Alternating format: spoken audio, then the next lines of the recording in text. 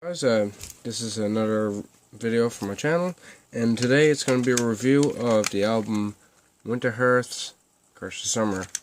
This is a Black and Thrash album released just recently on June the 10th for the first time on CD, and it's also on the band's Bandcamp for, I believe, $5 for digital download, maybe 10, I can't really remember at this point, but all those links will be in the description, where to buy the CD and all that shit.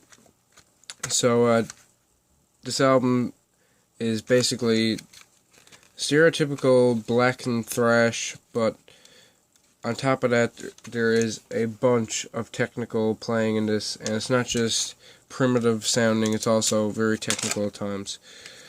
And here's the actual CD, professionally printed, on CDR as well, but CDRs are fine too.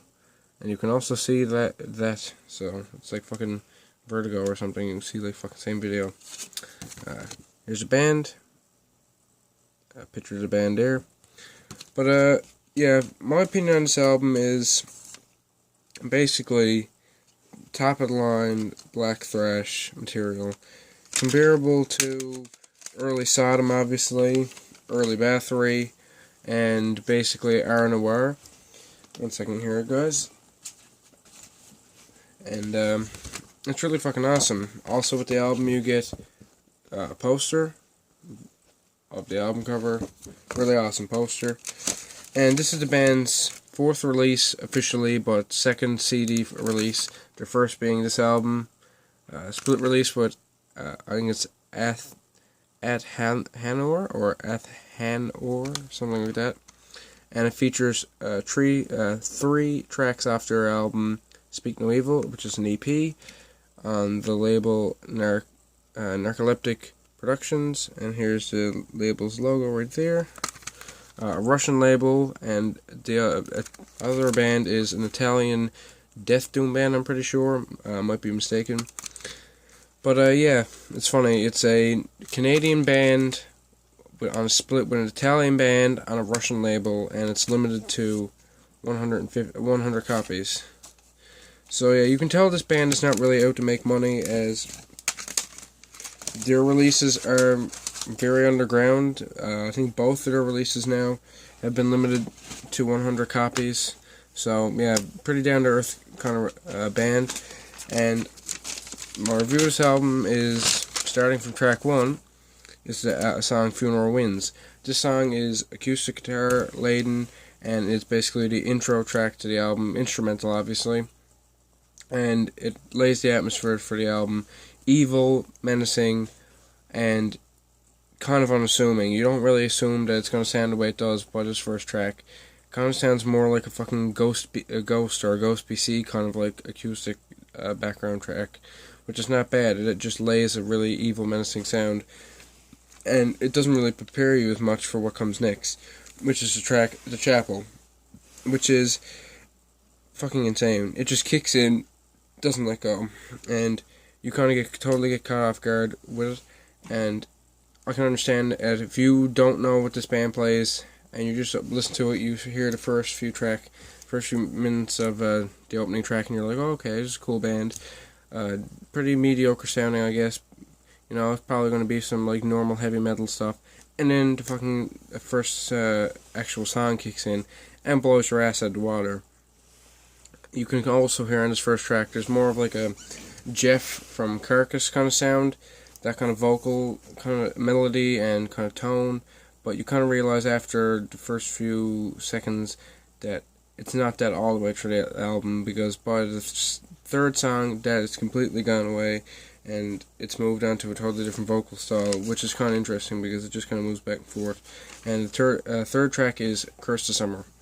This song is more black metal than thrash metal, but obviously doesn't really matter. They kind of mix the styles. There's always fluctuations in this, and it's fast and it's dark and it's punishing. Basically perfect for what a black metal track needs to be.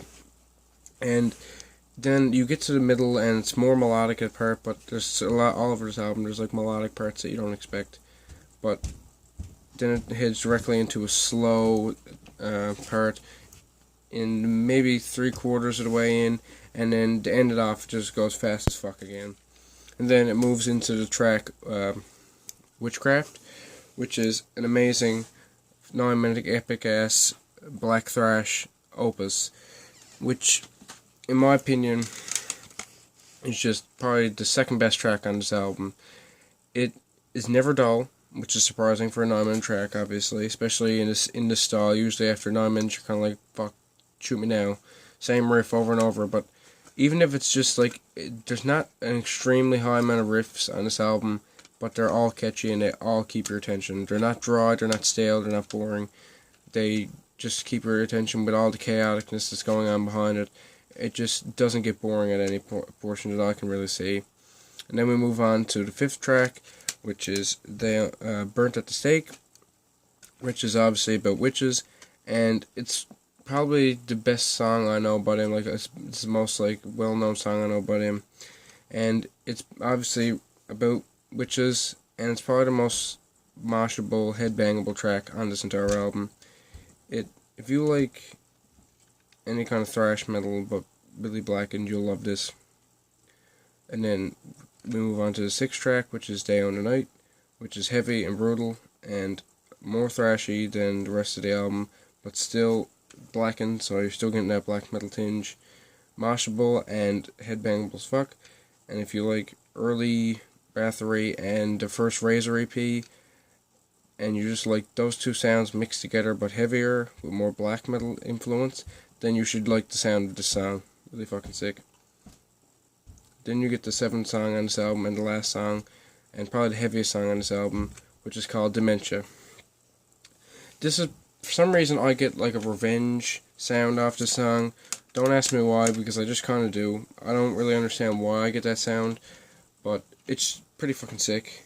And for some reason, a lot of people say, oh, it's fucking retarded. They sound nothing like Revenge. They're not as heavy, but just for this one song, and certain parts of the rest of the album, you get kind of that James Reed chaotic voice going through it.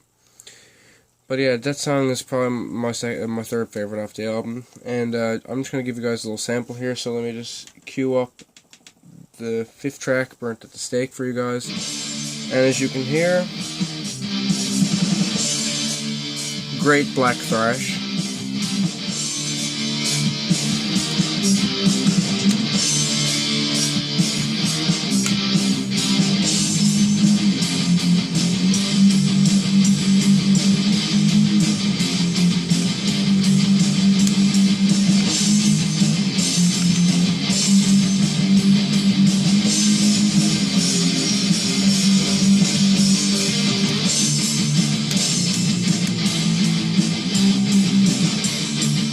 That is the song Burnt at the Stake, and here's Day on the Night, just to give you another little bit of a sample.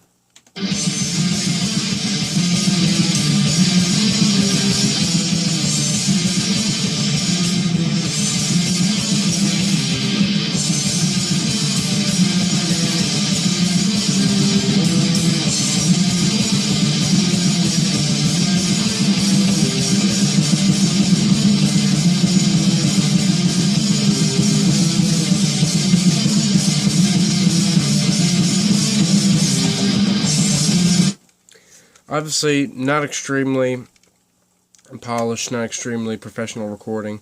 Not what I would expect from this band anyways. You don't really want that on a black thrash album unless you're listening to certain styles and certain bands in the genre. But if you like Air Noir, early Bathory, but heavier, or first Razor EP kind of sound, but heavier, and Sodom and Creator sound, but heavier, you'll like this. You can headbang, you can mosh, but there's still points where you want to fucking throw in your corpse paint and run it in the woods, because it still has that fucking awesome grim sound, and it also sounds cold and barren at times. So I would suggest this album to anybody who likes black metal or anybody who likes heavier forms of thrash metal, because it is fucking perfect for either one of those styles. It's catchy. You're not going to get bored halfway through this release. You're not going to turn it off and go to another album after maybe 3 or 4 songs, even though the songs, most of them on average, are 4 to 7 minutes long. So yeah, great album. Once again, here's the album cover, here's the back, and if you want to get a hold of this album, you can get in touch with the band on their Facebook which is Winterhearth. I think it's just Winterhearth band page. And I'll leave a link for that, and I'll also leave a link for their Bandcamp and a link for their Gmail, and also some details here. When you order the album, I think I might already show this, but yeah, you get a poster, which is awesome, and you get the CD, and if you want, you can get it signed, and I think you can get all that for $15, and it might be a little bit extra with shipping, but that's not a bad price at all. So yeah, just a great fucking album, and my rating on this album, if I had to give it a rating, would be 87 to an 89 out of 100. Thanks, guys. See you again soon, and keep it fucking metal.